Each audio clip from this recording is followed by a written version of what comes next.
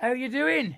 It's time for a little bit of Behind the Whites with me, Jim Bailey, Pete Johnson and Chris Ido. We've got plenty to talk about this evening. And I tell you what, it's all looking a bit snazzier, isn't it? If you're watching on TikTok, you get all the bells and whistles that those on YouTube have been getting all the time. Are our names about to appear on the bottom then on TikTok as well? They will do in a moment. That's exciting. So you'll get all of that coming your way. And, Mark's coming in. During my cold open, I tell you. Something's not right. Something's not right. Technical difficulties, but at least it's happened at the beginning, eh? No audio on TikTok. I can say whatever I like to them on TikTok, but I can't because they're on YouTube will hear, you see. And go, they were slagging you off on TikTok. They were what? I'm not tuning into them anymore. Exactly. We do prefer the lot on YouTube, don't we, anyway, so that's fine. We do. Our favourites. That's why they've been getting the bells and whistles for a while, you see. Yeah. So there we go. We'll try and resurrect that before we play our snazzy intro video. But for now, we'll just have to fill some time. But it's not like we've not got a podcast worth of stuff to do. So it's not like we've got loads to talk about either. No, we've got some loads. we do. We just need to roll the VT, but we're just trying to stall until then. How's your week been anyway? How's it already Thursday, by the way? Flying by, innit? Flying by. I know Chris was a bit under the weather because he had a cold shower and that put him out of action for a little while. Yeah, I made the mistake of going to Radcliffe on Tuesday. Mind you, it was for a good cause. They did the draw for the 2025 edition of the Bolton Hospital Cup. So that's one thing in my local football diary to look forward to. 16th of May, the final at the stadium if you're interested in coming down. Very nice. It's always been a great event, hasn't it? Yeah, love it. Absolutely love it as a competition. It's a bit different these days going to Radcliffe, and Paul's not about. Paul Hilton, the chairman, passed away quite suddenly at the age of 43 last year, heart condition. But Billy Cornby has stepped into the void as chairman very, very admirably, and things are going as smoothly as you would expect. And the good news is, he's very much allowed myself and Pete Gray, the chairman of the Hospital Cup, to carry on doing what we're doing. So there we are. That's pretty much the lay of the land. The game on Tuesday night, Radcliffe were terrible, but the officiating was absolutely awful. And is it any surprise we see the level of officiating we get in the EFL? I mean, you can't expect incredible standards at a lower level, can you? Well, did you see the video I shared to one of our group chats? No, I've not seen that. Of the penalty that they conceded after 3 minutes. It's not what you want, is it? No. And Anthony Johnson and Bernard Morley, Jono in particular, they were just in a bad mood all night. You do surprise me. Them two in a bad mood. And it all kicks off after the final whistle. Getting all I would love. And this is a little extra for the YouTube lot before we actually start talking Wanderers. I would love to see a team managed by that Mark White from Dorking. Oh, really? Against because they're National League South, aren't they? Dorking. Yeah, leading the way at the moment. I'll take Radcliffe getting promoted, won't it? But I'd love to see Mark White, that Dorking fella, against them two. I can't ever see Mark White leaving Dorking, primarily because he ended up founding the club. Well, so yes. It would be a bit of a silly thing. Great journey, isn't it? Great journey to see that they've been on, and it's fantastic. And whenever he's interviewed, he always comes across just as like a right jovial bloke who's doing it for the right reasons. Yeah. Except when they lose and things don't. Well, yeah, of course, and he's fuming, but that's the passion, and I like that. And he's clearly a little bit of a wide boy, but at the end of the day, I think that footballing-wise, I think it seems like he's done it all for the right reasons. And yeah, he loses his rag when they lose, but that's very entertaining in itself, isn't it? You know what I like as well is, I mean, for example, when Ian Everett was at Bolton and he was saying, I'm as big a fan of the club as anybody, and people say, no, you're not. I've supported Bolton for 70 years and you've been here 5. There is literally no bigger fan of Dorking than Mark White because he set the thing up. Yeah. So, I do like that about it as well. But there you go. Are we any closer to rectifying the sound issues on TikTok? Someone wants to buy the red shirt again. There's always someone wants to buy the red shirt. There is DC, BWFC. Yeah, hang on, which red shirt? The one over there behind Norman? I assume they mean this one. This one here. We did this a week or two ago, didn't we? What season is that from?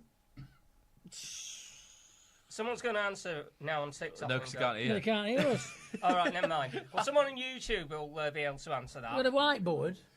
Yeah, with a whiteboard. Are you going to go to the YouTube link? Just, forget it. Never mind. The red shirt then. I honestly can't remember. I want to say 2003-4, but it just doesn't sound right in my head.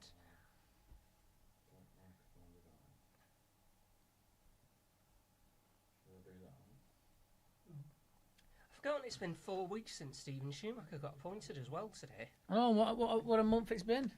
Flown by. And we're nearly at the end of February, and the football season is slowly disappearing, isn't it? It is slowly ebbing away, and we're going to be in that summer period of no football. Not entirely true. I don't count, domestic football. I don't count the FIFA Club World Cup because No, I don't think many people do. Unless, let's be honest with you, unless you're in it, who cares? Yeah, exactly. Well, we do have the Women's European Championships to consider. There is that. There is that. If you want your fill of your football during the summer, hey, that's a good way to fill out July. Otherwise, if you like your cricket, he's gone Australian there. Cricket. If you like your cricket, head on down to any Northwest Cricket League or Greater Manchester Cricket League match. Absolutely. Have you ever seen that David Mitchell sketch about football? The football. The football never stops. Who's going to win the football this week? It's true. There's a lot of football. A lot of football. This week, Titans Charlton face the Giants of Middlesbrough, making them both seem normal sized in comparison to one another. And this week, Bolton face Tottenham to see who will win that. Lots of scores to be settled, like 2-2 and 1-0. This has happened many times before. Hey, this is just like typical, really, isn't it? You know, we're actually on at 7, ready to go. I nearly spilled my tea as well. I've got Tekish, who doesn't help me pounding the table or that. Of course, YouTube can hear us, but the TikTokers can't. I suppose fallback will be we'll just have to sack off the bells and whistles and go old school like we have been doing. Is that what's holding us back, the bells and whistles? No, it's because we're just trialling the new thing. It's through OBS. For some reason, it's just not picking the sound up from the camera. So it's picking the picture up. Have you put the camera in as a separate audio input? It's going through the capture card. So it's picking the capture card up for the sound, but it's not actually producing the sound. If you put a new audio input in, like if you try and put a new audio input in, has it got the capture card as an option? Yeah, and it's already detected that, but it's just not producing the sound. Weird. I'm not bad with OBS usually, but... Well, if the brains of two marks... Well, no, both marks on the go.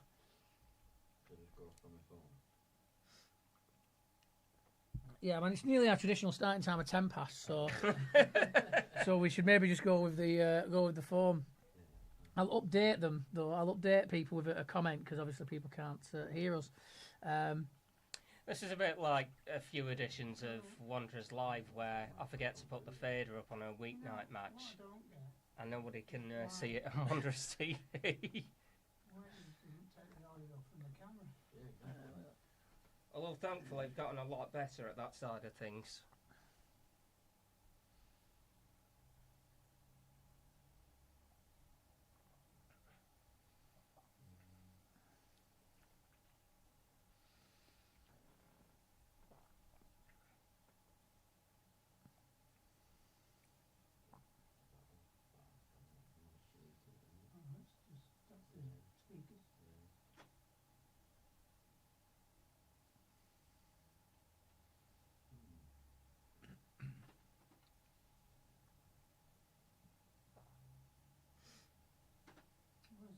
For the camera, virtual camera.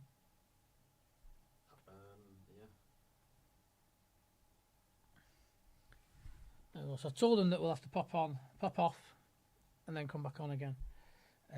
Minus the bells and whistles, as even the marks can't fix it. And if the marks can't fix it, then we're in dire straits really for getting it fixed soon, aren't we? Unless one of the potential new volunteers that are visiting the station tonight might be able to... There might be an OBS expert, you never know. But we shall see. but I think we might just have to sack it and just come off, go back on the phone. I know we'll end up discussing this in the context of the episode actual, but it's going to be kind of nice in a sense that we're going to have, for a couple of weeks at least, 2 matches to discuss. Yes, that's very, very true. Let's face it, March heading into April is going to be a busy time again. It has been nice, admittedly. It's been nice to have those more relaxed weeknights. I was thinking the other day, because I was looking at scheduling something in the week, and I was like, oh, what do I do on a Tuesday? I've not got anything on a Tuesday. What do I usually do? And I was like, yeah, because there's not been any midweek football. So I've been just been kicking back. But yeah, no, you're absolutely right, Chris. Of course, the Birmingham game, which you will be at. Yeah, I am looking forward to that one immensely. Oh yeah, kicking it in a corporate box. You'll be getting your 3-course dinner, will you? Your Prosecco? Yeah. I won't go that far, Pete. Why not? Prosecco, all right. Pints are mild for Well, that Chris. was a not usual Tuesday night around the Hyder household. Cracking open the Moe or whatever.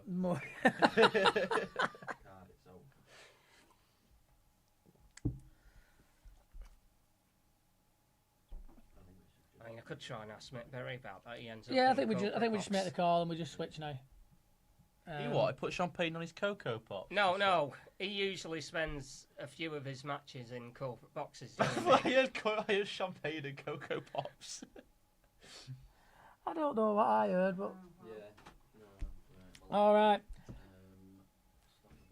Bid you a fond farewell on YouTube.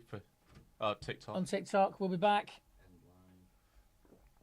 That was a roaring success. Let's go again next week. That was the quickest episode ever. Now I've not checked the YouTube, but if you've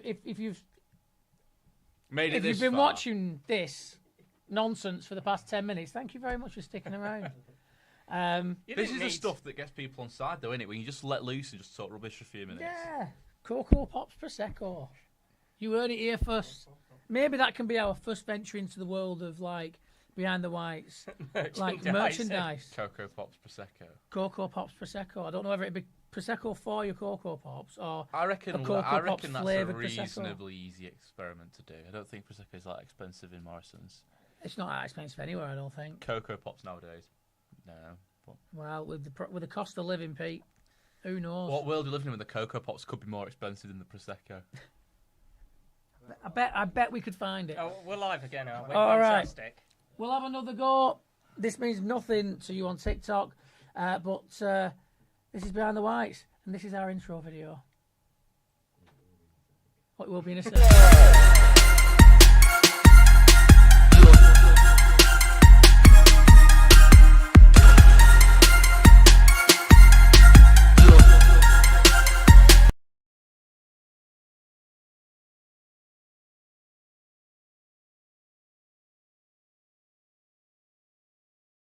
There we are.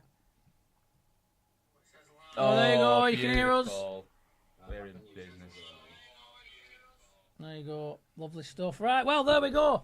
Have we played the video on YouTube yet? Oh, excellent. Excellent. So professional, aren't we? Well, welcome and thank you for bearing with those technical problems that we just had. If you are just rejoining us on TikTok, we'll give people a couple of minutes to jump back on. Yeah, thank you very much. We do have actually some notes and some news. We probably could have done the news while we were farting around there. But there you go. We can do it now.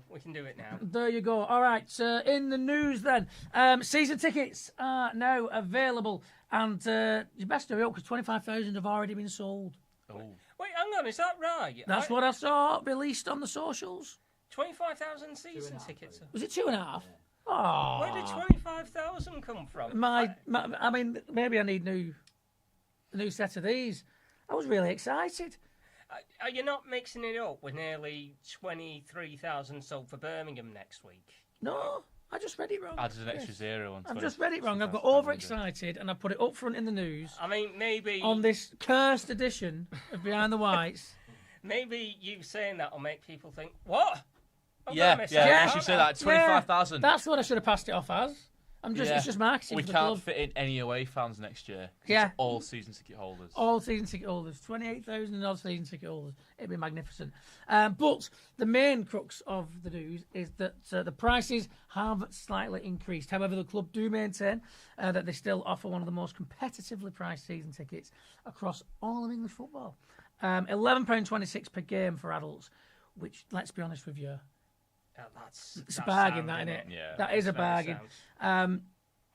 £49 for kids. That's not per game, obviously. That's £2.13 per game for your under 12s. So look, if you've got the little ones, you're looking to get them into football. Realistically, even if they don't particularly like it, £2 a game, and they don't go to many games, at £2.13 a game, it'd be right, wouldn't it? It'd be right. 4% is the lowest priced increase, and apparently they cutting the cars pasty stand into, not literally cutting, but they're dividing it into sections, and some sections are going to cost a little bit more than others. What's the thinking behind that? I assume Better pasties. Maybe you can only get the cheese and jalapeno in a certain area. Oh, no, I thought it was going to be the other way, where there'd be a cheese and jalapeno section, a classic, meat and potato section, and then a steak section. Yeah. It's not some sort of segregation, is it, where all the people who've lowballing on for a cheap season ticket have to... Well, I was wondering, actually, if there were certain areas, if they were thinking that there's certain areas that don't sell as well, and maybe we make those a little bit cheaper. I've not looked fully into the pricing structure and researched into the pricing structure of those seats for last year. But yeah, that's just a little bit of a nugget that I got from that release, where I also decided that that 25,000 was a real thing. Wow. There you go. Let's move swiftly on. Do we know how many we sold last year, by the way? Because we seem to have been beating that record year on year, don't we? Yeah. I have it in my head that it was 18,000. Yeah, that sounds about right to me. That's why I got so excited. Yeah. So you thought there was a massive jump of 7,000 from the year before? Yeah. I mean, I don't blame you for going down that route, but... We're all on the Steven Schumacher effect. Yeah, exactly. We're all on the Steven Schumacher train, aren't we, at the minute? Well, there you go. As you may well have noticed, Victor Adebayo limped out of Wanderers 2-1 win against Leyton Orient and faces a scan now on the injury. Apparently, he jarred the knee during the game. However, he played on for 10 minutes. Yeah, you know what? When There's a fight. Sorry, go on. The substitution being made, I thought, I never like when managers do that, where they end up substituting a substitute. I didn't know about what he had done, admittedly. Well, I'm broadcasting online now at that point, so you've not got the full... all I end up doing is seeing what's going on the monitor above me, and then I'll listen in periodically to the commentary. So I didn't know that Vic had done what he'd ended up doing. And unfortunately, it was revealed in the presser a little bit earlier on that even though he was keen on doing training this afternoon, he did have to see a surgeon this afternoon with a view to maybe having surgery. It's damage to a ligament. But it's a kind of weird damage to the ligament in that they don't know the full scope of it, whether he is going to need surgery or whether it might just be a case of, don't do anything stupid for a couple of weeks. Well, is it a large tear? Is it a small tear or a strain? No one knows at the moment. Is it a bruise? We'll just have to wait and see when those scan results come back. Plus, sometimes with an injury like that, you can't tell until the swelling starts to go down a little bit because you can't scan it properly. So maybe it's something along those lines as well. My guess is they could very well ask him after the Wrexham game this coming Saturday, which early kick-off, don't forget, 12:30. And they might well find out a little bit more as to what the nature of the injury is, whether it's going to be a short-term one or whether it might, unfortunately, in Vic's case, end up being a long-term one. Because I've got to be honest, from the time he came on in, 72nd, 73rd minute, Leyton Orient had that, what do we do about this guy?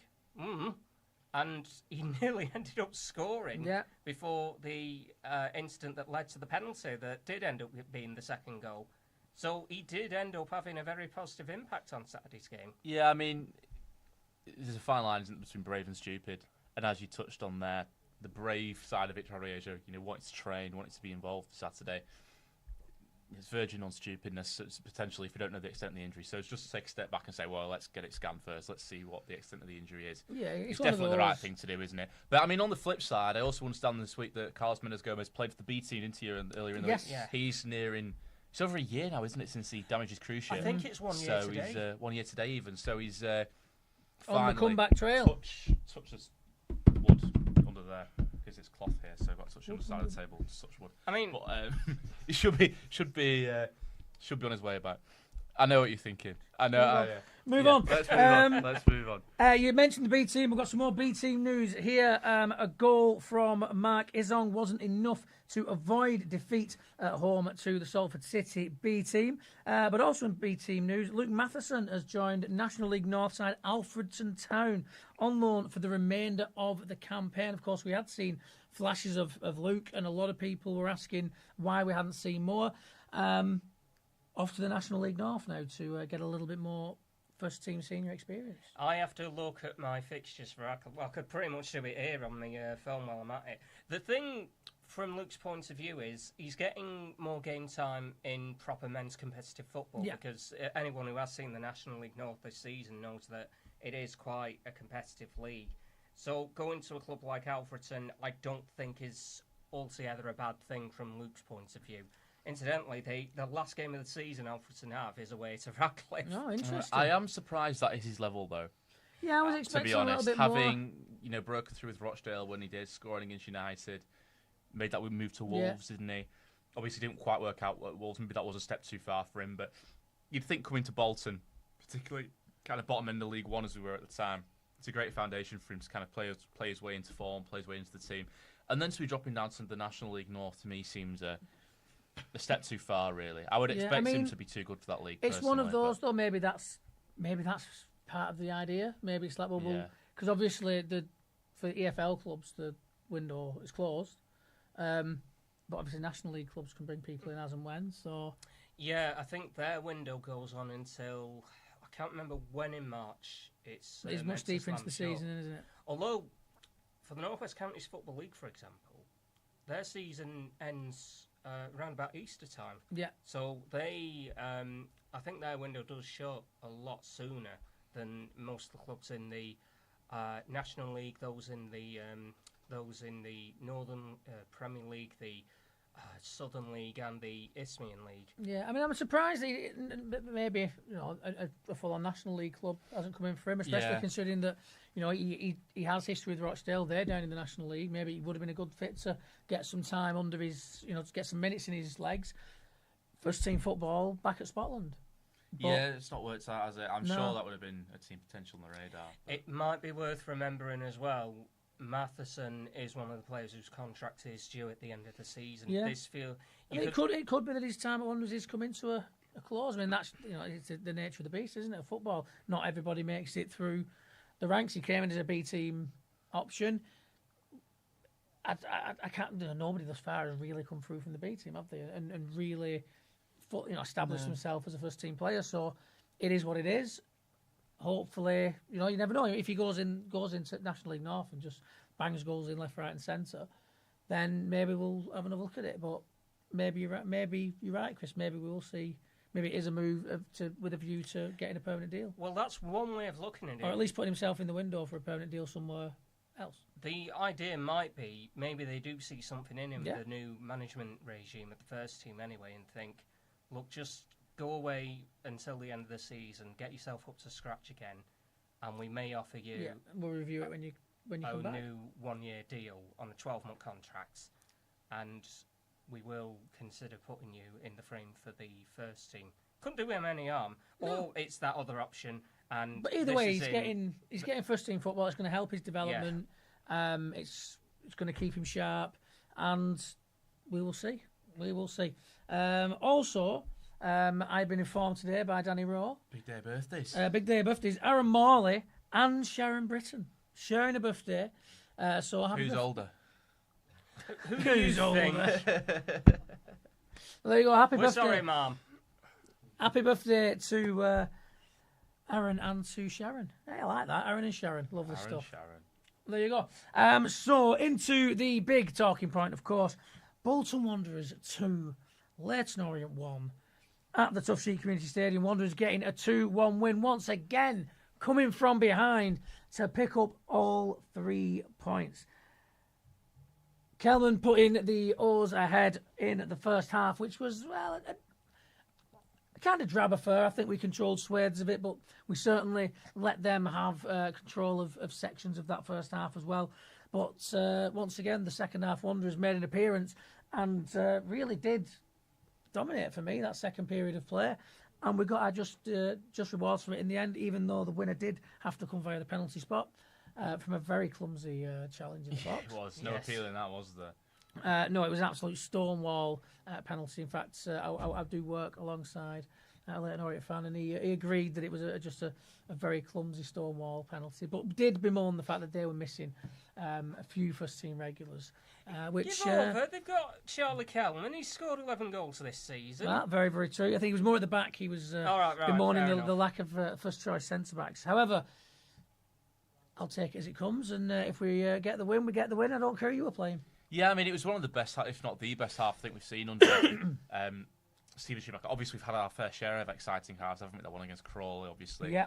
We've had a couple of other ones too, but that one for me against a side Leighton Orient who were 16 games unbeaten, something like that. Or that might not be exactly correct, but it was they were on a good run. They were above us in the league. They'd lost one of the last 16. That was it. Since the start of December, they'd lost one league game.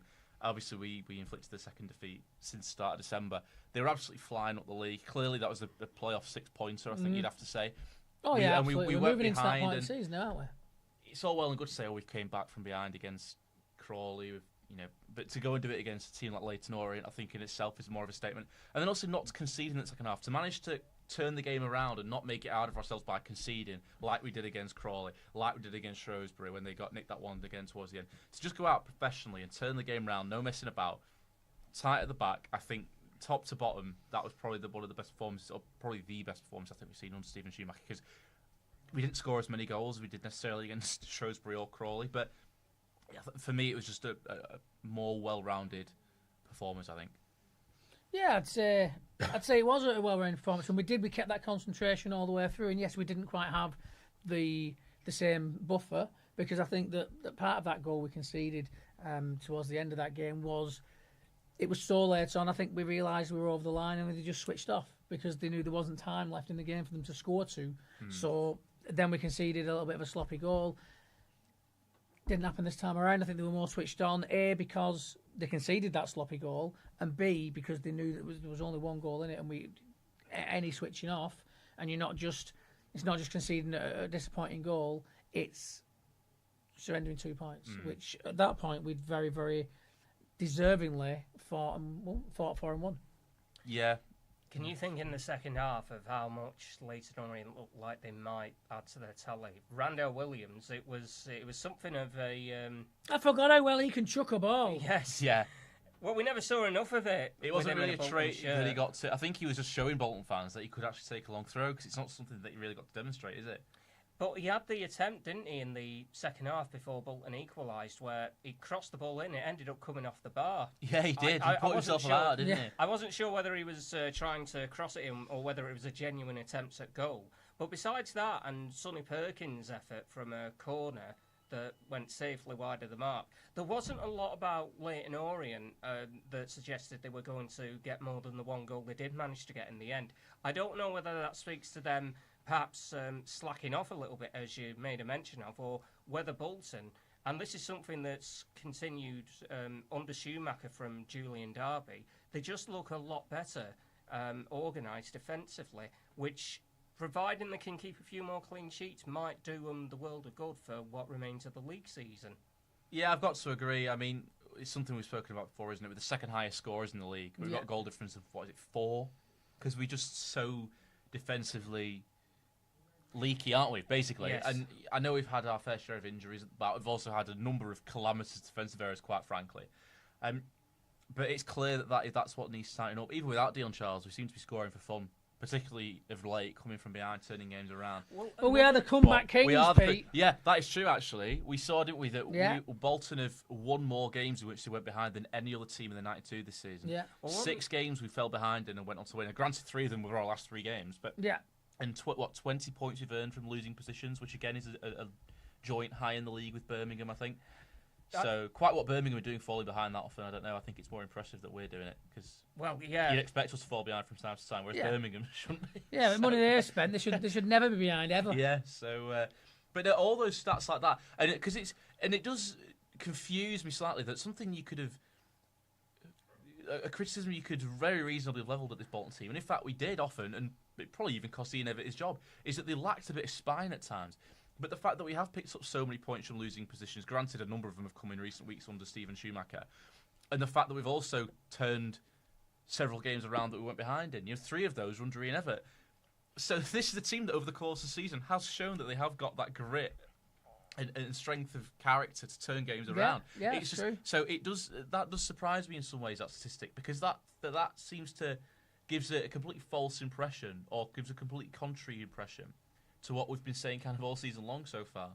I can't remember who it was who said, if Bolton's players all of a sudden end up picking up the pace under whoever the new manager is, this is before Schumacher was appointed, I should point out, it would reflect, in a sense, badly on them, because you could kind of reasonably go, well, why didn't you do this under Ian Evatt and the old management regime? Yeah. In a way, you can be glad with the fact that they are finding better ways to be resolute, and thank goodness they are doing so at what is a very pivotal part of the campaign. Well, we're heading into the last 2 months now of the regular league season. I suppose we will get round to the fact that... I said it's ebbing away. We will get round to the fact they have unleashed the schedule for what the playoffs are going to look like. Yeah. But I guess when you look at it... Did I see, sorry, Chris, that the League One final is the same day as the end of the Premier League season? Yes. What a day that's going to be of football. That's going to be quite a festival, isn't it? So I mean, and then the thing is, there will definitely be games going on in London that day. Yeah. There's no way that all the London teams are going to be away. So you're suggesting that we... it's going to be crazy. Should we travel down then on the Saturday? I'm not doing that thing where I travel down in the morning. What, even if we're not in it? If you didn't gamble and just assume we were going to get to the playoffs well, and already book your hotel, I'm telling you now, not that you'd have known what date to book it on, but I'm telling you now, they have all... 25th of May. They've already... It's too late now, all the prices have shot That's up. well late for the Premier League season to finish. Well, and the League One playoff final at that. Yeah, but that's playoff final. That's like 3 weeks after the end of the season, isn't it? But the Premier League's be finishing on 25th of Yeah, May. well, they're doing that stupid thing as well where they have the FA Cup final before the end of the Premier League season. season. Not a fan of that. I hated it when I was about 12 years old, and I hate it as a near 37-year-old. No thanks. But yeah, I'll tell you what, as soon as that happened, I was like, I better make sure I'm not doing anything that weekend. Because it's starting to, I'm starting to get a bit of a good feeling. We're not even in the playoffs yet. We're not even in the top 6 yet. We're in really good form at the moment as well. Yeah. But that's the really other thing. Good form. Not only have we made the most points from losing positions, but over the last 6 games, we've accumulated more points than any other side of the league. And that includes Birmingham, it includes Wrexham, includes Leyton Orient. We're smashing it. We're tearing up trees. We've won 5. We've also, those last 6 games, incidentally, are, of course, the 6 games we've played since Ian Evatt left. And we've won 5 out of 6. And you're starting to think that, it kind of reaffirms, doesn't it, that it probably was the right decision made at the right time, if not a little bit too late, really. Yeah, I've got a comment actually on the TikTok saying that from Ash saying that the difference is that Schumacher's got a plan A to Z. Evatt had a plan A, and that was it. I mean, I completely agree.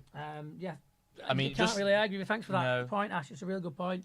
And I think it's one that was mentioned a lot about Evatt not having necessarily a plan B, or not necessarily a plan B that was, worked very often. However, whether he had a plan A and a plan B or a plan C, there's no way he has as many plans as Stephen Schumacher has.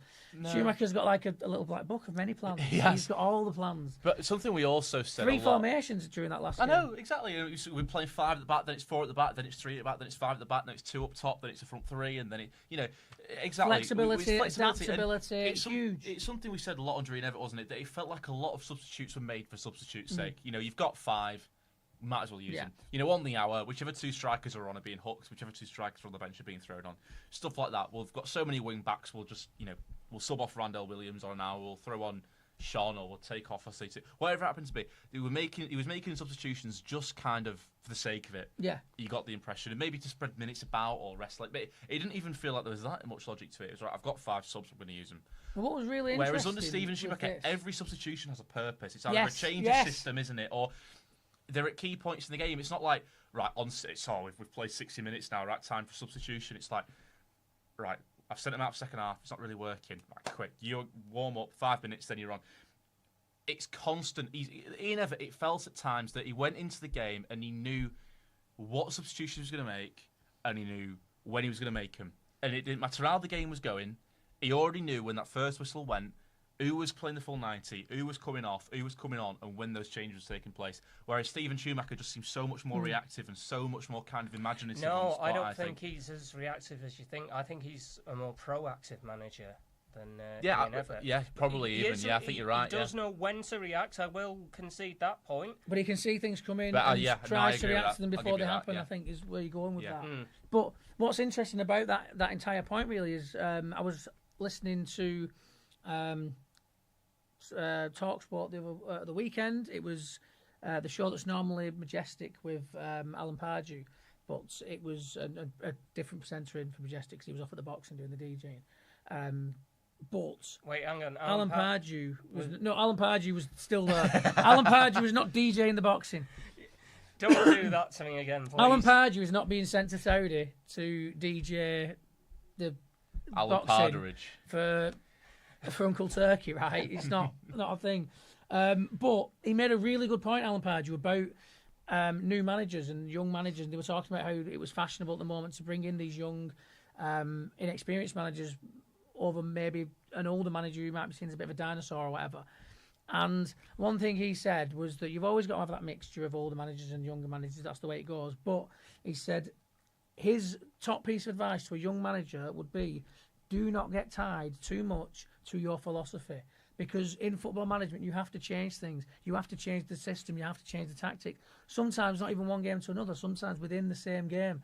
And I was listening to this the night after seeing us be so flexible against Leyton Orient and get the win. And I was just like, I know a man who would have really benefited from listening to that advice and taking it on board maybe 12, 18 months ago. Yeah. Because I think if Ian Evatt had have learned to be adaptive, or if he does learn to be adaptive, because he's still a young and relatively inexperienced manager in the grand scheme of things. With a plan A that often works. Yeah. You know? If he learned that adaptability, if he learned to be a little bit more flexible and not be quite so tied to a philosophy, God knows what he could achieve. I think there's a lot of potential still there with Ian Evatt. And I've said previously, I don't think he'll struggle to get another job.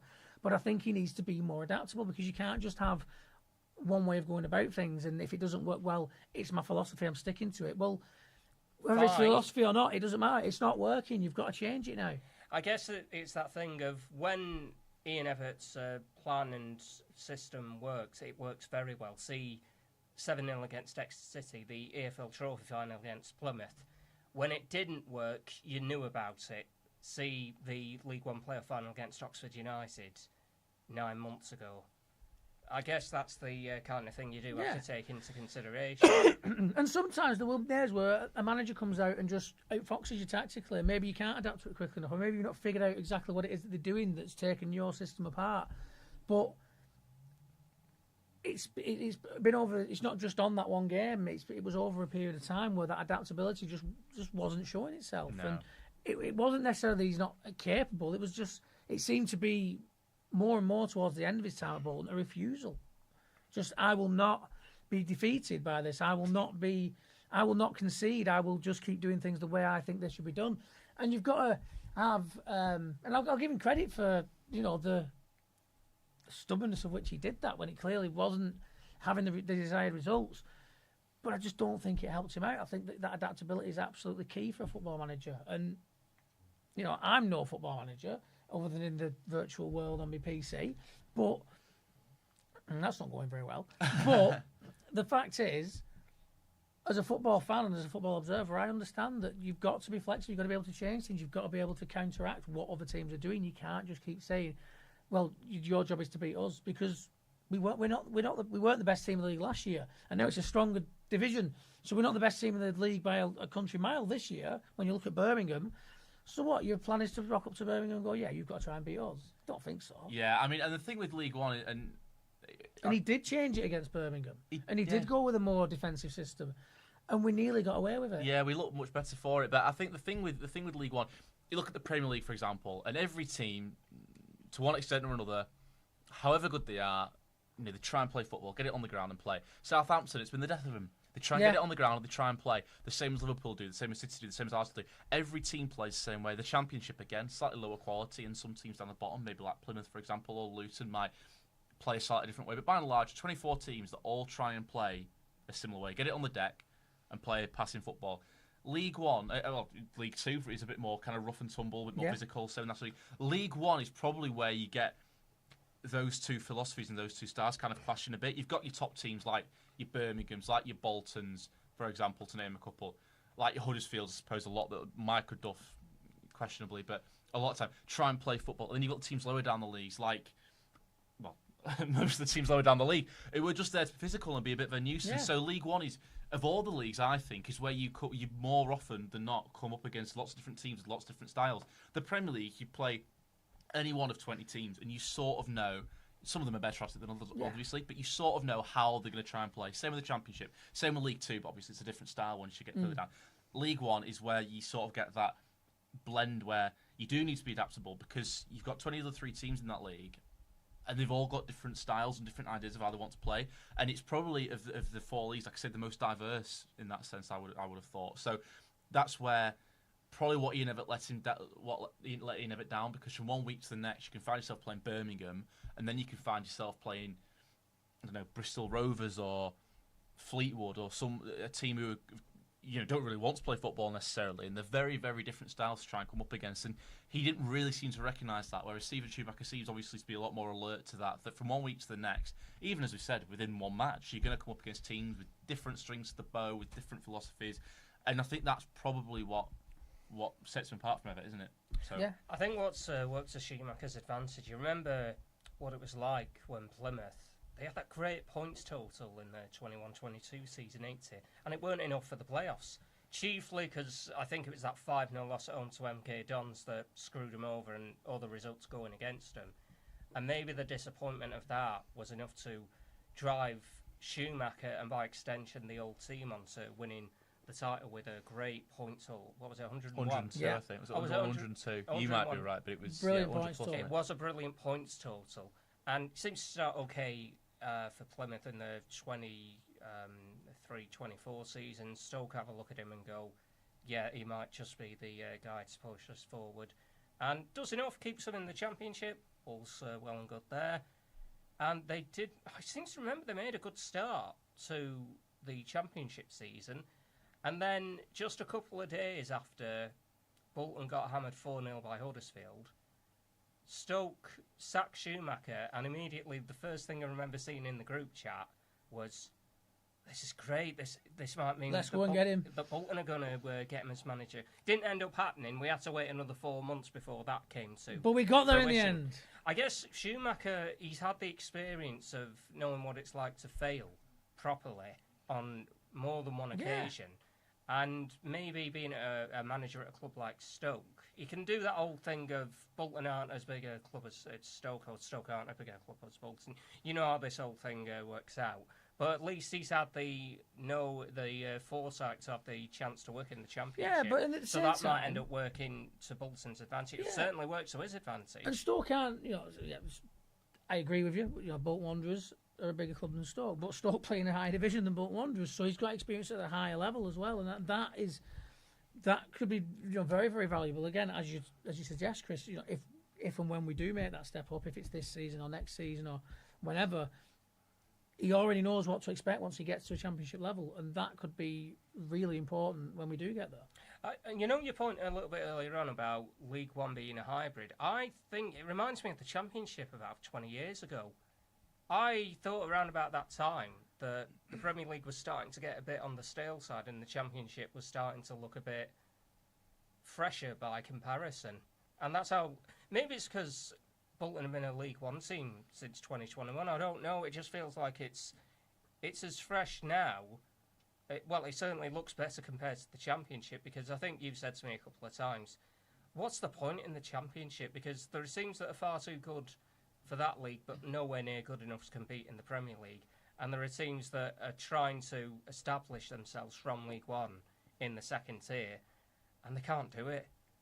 My hope is that doesn't end up happening to Bolton, should they end up succeeding eventually into getting into the Championship once again. I think it all comes on that investment, though, between the seasons and what you can do with your squad. I mean, some teams might just have a squad in League One that you can take to the Championship and they'll do fine. But most teams will have to improve upon those squads, and that's where it comes in. It's good recruitment, it's savvy recruitment, and it's not overstretching yourself financially, so that if you don't stay up and you do go down, that's not going to cripple everything that the success was built upon. I wonder if that's something that Birmingham are already thinking of, because even I can admit, I don't like doing that thing of, they're definitely going to win the title, but even I can admit that it looks like Birmingham will be one of the teams achieving automatic promotion at the end of the season. Do you think that they're looking at the situation the way they see it and wonder, well, are we going to be all right to do well in the Championship, or do we have a team that's very good for League One but maybe will only consolidate at best in the Championship? I'm sure this is something they've already thought of. Maybe they'll be thinking of it right now ahead of their match this weekend at home to Wickham. I forgot it's a top of the table clash, that one. And then, lest we forget, Tuesday night they come to the Tough Sheet. Well, that's it. And what better segue than that? However, let's just have a quick peep at a few comments, because I've seen a few flying in. I'll scroll back up to where I was earlier on. Ash been in touch again, saying if Schumacher beats Wigan, build him a statue and name a stand after him, as Ethan's chipped in there. George is on. Tom, shout out to you all. BWFC Daily, very nice. Hang on, I'm accidentally replying to a comment. That's not what I want to do. How do I get rid of that now? There you go. That was a proper old man moment, wasn't it? Expect me to do this kind of thing, not you. I'm not even on TikTok. Louis wants us to give a score prediction for Saturday. We will be doing that as we preview the game in a second, so do not worry about that. Vera's joined with a very fancy name there. It just flashed up. Don't know who Vera is, but thanks for watching. Ollie wanted a shout out tonight. He collared me in English and asked for a shout out. So I might be in science actually. It's in the same room as the English classes anyway. Are they? Yeah, don't ask. There's clearly chaos with the rooms. Yeah, especially the one. But yes, shall shout out to Ollie. Do some work, as I always say to you. But there you go. Owen has said if he beats Wigan, give him a key to every building in the town. I'm not sure about every building. Yeah, don't go into the schematics of it too much, please. I was going to say I don't want him to have the key to my house, but then to be honest with you, there's nothing in my house that a football manager would probably nick, because he could probably buy it all 3-4 times over and not really worry about it. So. He'd probably show you how to play a game better. And, well, on one hand, ooh, catty. On the other hand, you're probably right. There we go. Anything else? We're shouting that. Reckon we'll get playoffs, says Hill Ways. I think we're well capable, to be honest with you. Alfie says keep up the great work. Thanks very much. Loads of gifting going on. Bolton FM are loving that. Luke Pasquill just got the number 3 badge. Ethan's number 1 there. Tell you. It's all going well. Ash says certain players on the Schumacher look like new signings. Cogley, Sean and Forrester, to name a few. Yes, completely agree with you, especially on Cogley. I think that he has been our most improved player since Ian Abbott left, actually. Dare say best player, to be honest. He's had some really good games. He's been very, very consistent. I think that switch to having him as a general fullback rather than as a wing-back has done him the world of good. He's clearly more comfortable playing that role. So the question I think that needs to be asked is, does he get offered a new contract? He has to, for me. I think I think, again, it's something we saw a lot under Ian Abbott, wasn't it? It was kind of round pegs and square holes. Yeah. Players who were being made to play in positions that maybe weren't necessarily there. their strong suit. And I think Dacus Cogley was kind of number one victim of that, being played in the centre, in a back three, where he's not the tallest, not the most physical, and really just wants to be playing fullback, bombing down the wing. Yeah. And now he's got the licence to do that, and it plays very much to his strengths. And he doesn't because he's part of a 4-man defence as well. I think often now. I mean, yes, sometimes we will still play a 5, but when he's part of a 4-man defence, he looks more comfortable, and I think that's true for a lot of defenders. They're more comfortable playing in a 4 because that's what they will have been more used to coming through the game. Yeah, and we knew he was no mug when we arrived because he was obviously player of the season at Tranmere. And that first season, obviously, the comparisons to Bradley were almost going to hamper him slightly, I think, because he was never going to be, the level that Conor Bradley is.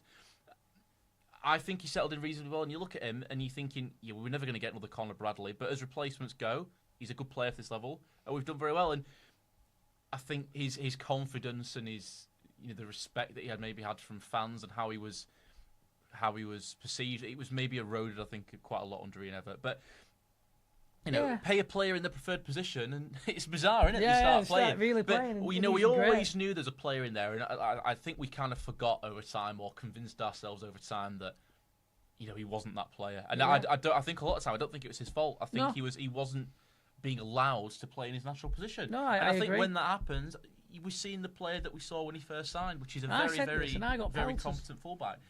Yeah, I'm very much with you. I think one that we have been slightly more pelted for, because I think everybody looks at Dacus Cogley the last few games, and you might say he's not been our best player, because there are candidates. Yeah, there are candidates, but he's definitely clearly been a very much improved player. Absolutely not there. One more that has been slightly more controversial, I think, has been Victor Adebiejo, because I think we've all felt that he's really obviously got the injury the other day, didn't he? But he's another player who I really think has come on leaps and bounds, and that's not even a positional thing, I don't think, because he's always played up top, hasn't he? But I think maybe sort of what he's being asked to do plays a bit more to his strengths, because bizarrely, for a man that size, he's not the he's not because that's my target man, is he really? And again, that was something he's been asked to do. Power and pace.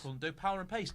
And again, another player I think has benefited from Steven Schumacher just going back to basics and just asking players to do what they're good at. Yeah, I agree. It's really simple as that, I think.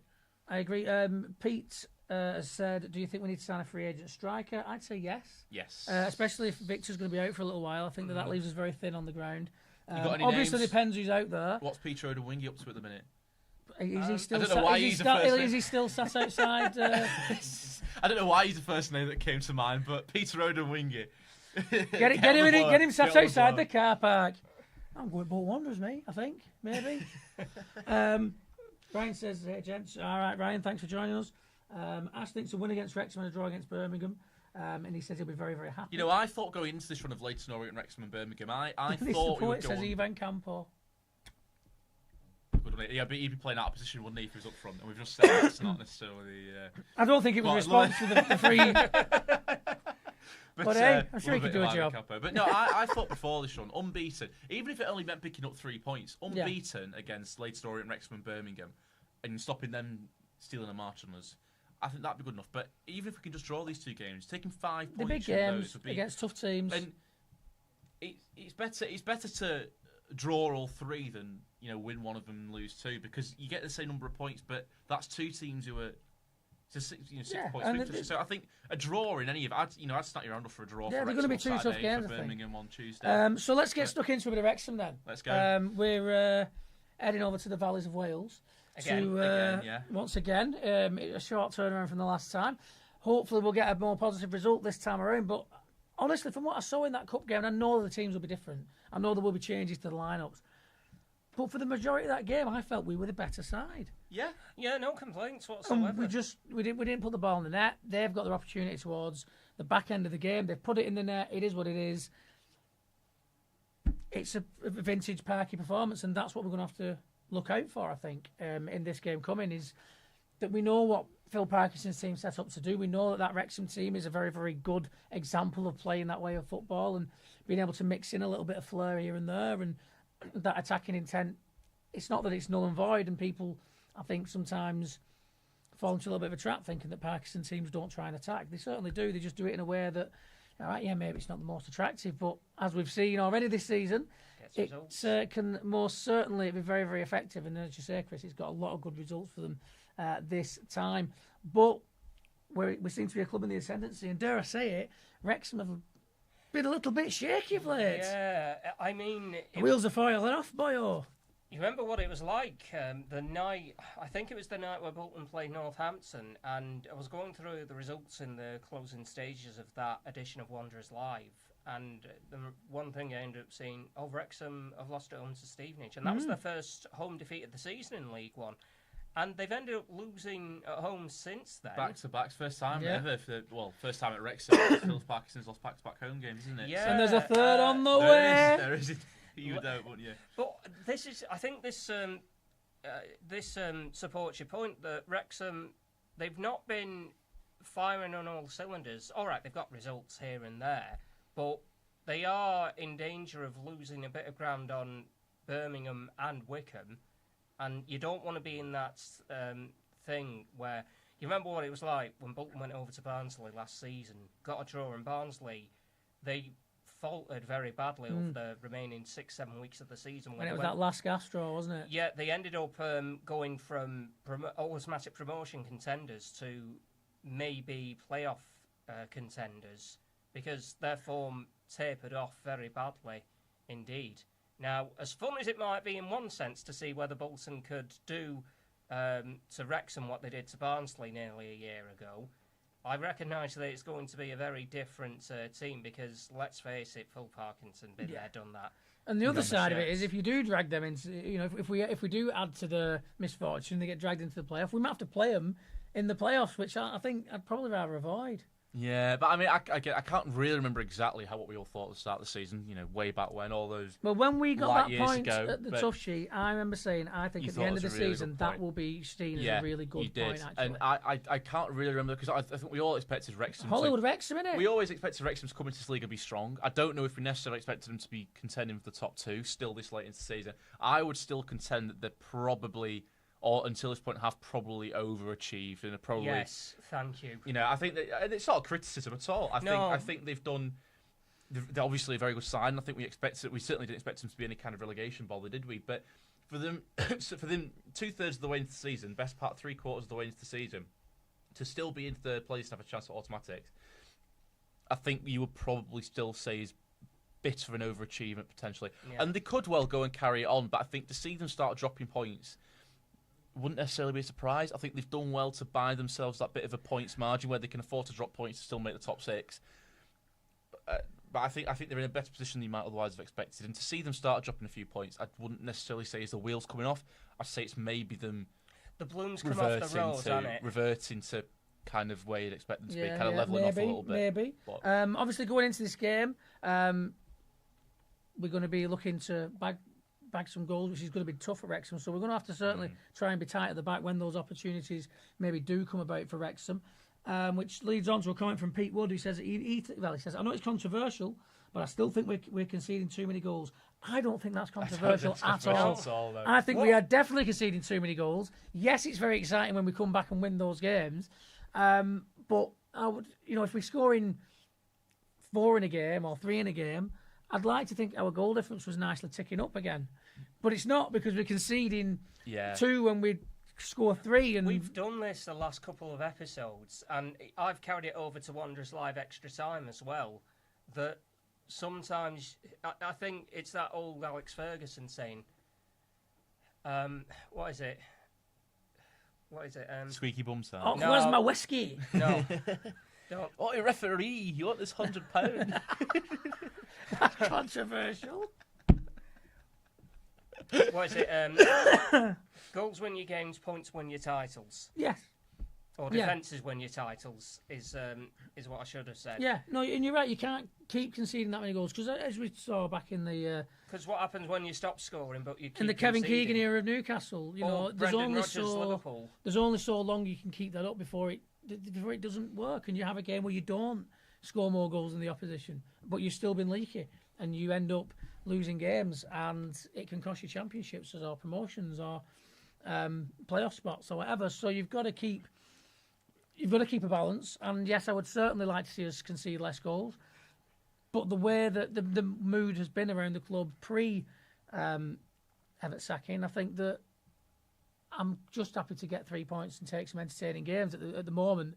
But you're certainly right. We do need to concede less goals. I mean, Wrexham actually, sorry, just to cut in, have scored the most goals at home this season, but haven't won any of the last 3. So it just goes to show, doesn't it? You can score goals, but if you concede in it... Yeah, I think I said it already. The bloom's come off the rose. I think the aura's gone as well, and there is that kind of thing of whatever walk of life it may be. Once the aura fades, there ain't any getting it back, no matter how much you may try to do so. If Wrexham do end up achieving what they want to achieve at the end of the season, fair enough. But all I'm thinking is, as we're speaking now, heading towards March 2025, whatever Wrexham had to offer in the first 3 to 4 months of the season, I'm not sure they've got it right now. Yeah, look, I mean, they're still clearly one of the better sides in the league, aren't they? Even if they're having a bit of a wobble, particularly at home, they're still clearly one of the better sides in the league. Every team tends to go through a bit of a rough patch. I think they've been punching above the weight up till now. Not necessarily, reputation-wise, at the minute they've probably got more eyes on them than any other team in the league apart from Birmingham. But that doesn't necessarily translate into Birmingham was performance. stinking the joint out week in, week out for the first few games of the season. Yeah, so every team will have a little bit of a spell of being a bit rough. Hopefully, Wrexham's will go on a little bit longer, and we can take full advantage and slap some goals past them. It could end up being an absolute goal fest. The way that our games have been going, their goal scoring record at home, plus the fact that they're in a little bit of a rough patch, it could be like 8-6 or something ridiculous like that. I mean, I very much doubt it will be. Don't put your money on that if you're going to have a bet, because I'm not having you blaming me because you put on a stupid bet. But how do we think it's going to go? I mean, the thing is as well, this Wrexham mini wobble that we're talking about, they have won the last 3 away. So it is at home that they've been having this wobble, 1 point from the last 3. So if there's ever time to go down to Wrexham. I think at the minute you would rather go to Wrexham than have them come to you, because it's clear that that's where they're starting to struggle a bit. In that case, I wouldn't mind a repeat of that famous May, I'm hoping I'm getting this right, May 1988, where Bolton won 1-0. Late on at the racecourse, and that was enough to seal promotion from the old Division 4. I've got to be level with you, Chris. There's no way I remember that. Well, yeah, it did happen before I was born. That should tell you a fair bit as well. No, the point about it is, I don't think it's going to. I don't think it'll be remembered in the same way. But if it ends up helping Bolton out in the context of this season, hey, no one's going to complain too much from a Bolton Wanderers persuasion. No, absolutely not. Absolutely not. We found ourselves as well, didn't we, in the position... I mean, a number of games ago under Ian Evatt, we were kind of 10th or 11th in the table. We thought, we've still got games in hand. And then we had those games in hand, we spurned those opportunities. And then suddenly, a few weeks ago, we played more games than the teams around us, and we're still not in the top 6. And you're thinking, well, it's not looking good, is it? But now, if back in the position again where most teams directly above us have played more games and are in that range where if we win our games in hand, we do go above them. You know, we're level on points with Leyton Orient, who've played the game more. We're 2 points behind Huddersfield, who've played the game more. We're sort of within striking distance now these seasons. Again, as much as we've won kind of under Julian Darby and more recently under Stephen Schumacher, we still don't really... 8th still feels a bit... I feel like we should be higher than that, given how much we've been winning recently. But when you look at the fact that we do still have games in hand, these are all teams now that are kind of within our sphere, that we were, 6, 7, 8 points behind not so long ago. And to find ourselves level on points with games in hand is something that not in our wildest dreams, I don't think, like this time last month. No, I can agree with that. Although Ash doesn't want to mention games in hand. No, again, I'm never a fan of games after last year, especially. But, I mean, that's the thing, isn't it? Until every team's played 46 at the end of the season, you don't really get an opportunity, particularly at this time when games have been moved for cup games and international breaks. It's very, very difficult to have a meaningful comparison between teams because they're always going to be on different numbers of games. Isn't there? Yeah. Or 2 or 3 games different in some cases. Indeed, yeah. Especially if teams have had a deep run into the cup competitions or something like that and had a lot of rearranged fixtures. But I think, how do we think it's going to go against Wrexham then? Because, of course, we always do our score predictions on Wanderers Live. And, of course, you can catch us this Saturday on Wanderers Live. It's an early kick as well. Is it 12:30? Yeah, on this, by the way. On this, so I nearly poked your eye out then. Oh, yeah. Good job I've got glasses, isn't it? I noticed today when I was on Bolton FM. This is Bolton. You can listen back to it on demand. I had some great interviews today, by the way. But there is a cycle for charity. There are a number of people cycling from Latouche to the racecourse ground before the game. But this is the thing: they're setting off at 12. Like, if you set off at 12, you're not going to make the game. So what's the point? Like, there's a 12:30 kick. Yeah, I was like, that must be a mistake. But maybe they'll have a bit of Bolton FM in their ears. They might, yeah. So if that was your plan, then crack on. At least But, until they get just out of the area where you can pick up Bolton FM. Yeah, exactly. But it'll get us on DAB. Get us anywhere. Yeah, get us on DAB. I didn't think you'd have to cycle blooming quick to get there. Quick? To be From fair, here to Wrexham in half an hour? they're aiming for Could do that in a car. minimum 500. Anyone who's doing it, they have to sort of pledge that they're going to raise at least 500 quid, and I would give 500 quid if you managed to get to Wrexham by 12:30. So That's on record. set it off at 12. It's when someone turns up with a flux capacitor stuck to the back of the bike, and you're like, "Whoa, no!" But yeah, of course, we will on Wanderers Live be giving our score predictions for the game on the day. But I mean, mine probably change because I always get giddy when I'm in the studio doing Wanderers Live. But how do we see the game going? My head says a 1-1. That just seems logical to me. Mm-hmm. You know, I think they're there to be got at home, but again, I don't see us keeping a clean sheet because they just seem too good in front of goal. So I think I would take a draw as well. Yeah. So 1 apiece kind of talks to me, but I also think that there's every chance we nick it the way we've been playing and the way they've been at home. 2-1. Yeah, that's what I'm thinking. I'll take you up on that. I'm thinking just a sneaky smash and grab, late goal. I mean, I think we'll come from behind as well. Oh, well, yeah, it's what we do, innit? We'll be rubbish in first half. Second half, Wanderers will come out and steal the show. It's just the way that it goes. Ash agrees, 2-1 Bolton. I'd love Ryan Reynolds to be there as well. Oh, yeah, I'd love to see Deadpool here, right? Whatever, like kind of whatever the result, but I want Ryan Reynolds to just appreciate kind of Bolton Wanderers. Yeah. I feel like Deadpool watching Bolton Wanderers, whatever the scoreline, that's just a cool thing. Yeah. But if he's watched them like that time Gary Neville watched us when we played Salford and beat them, and he just had a face like a proper smacked ass, that's what I want to see Ryan Reynolds looking like when Bolton have beaten Wrexham at the weekend. Ryan Reynolds will see this and go, "Who's Gary Neville?" Not who are these three mugs? Who's Gary Neville? And I think that is as wonderful a time. Go back to that point though with Ryan Reynolds. He'd be one of those. Look at what you could have won. I know, yeah. He was going to buy the club, wasn't there? But there was rumours that they were having a peep, yeah. But wasn't to be. Could have been Hollywood Bolton, but instead cycling thing as well. Yeah. 4 hours and 50 minutes. 4 hours and 50 minutes. So you were going to miss kick-off. Just about.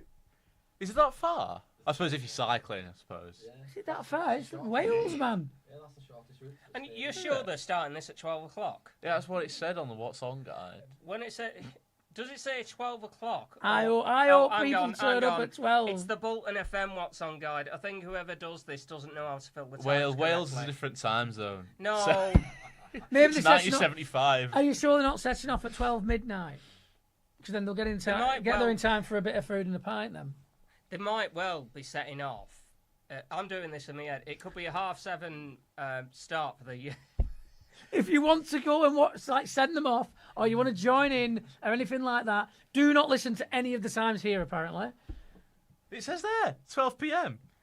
at the Tushik Community Stadium. Would it not be worth looking on either the Bolton Wanderers website or the Bolton Wanderers website? You've got a phone in front of you. It only says 60 miles. 60 miles is going to take 4 hours 50 minutes. Yeah, it's also not going to take you half an hour. All right, let's see if I can find it anywhere. 120 mile an hour on a push bike down motorway? I don't think so. I mean, I know they've got hills in Wales and going down them will be quick, but it ain't going to be 120 mile an hour. So yeah, 60 miles. Yeah, there's something off here, isn't there? Something's off. Here. There's something off. But yeah, if you have enjoyed what you have watched this evening, or even if you've not, tell everybody else to watch us anyway. Tell your mum and dad, tell your parents, they're the same thing. Tell your grandparents, tell your little brothers and sisters, tell everybody, your dog, your cat, your fish, your shrimp. Does anybody keep shrimp? I don't know where I'm going with this, but tell everybody, and of course, like, subscribe, all of that jazz.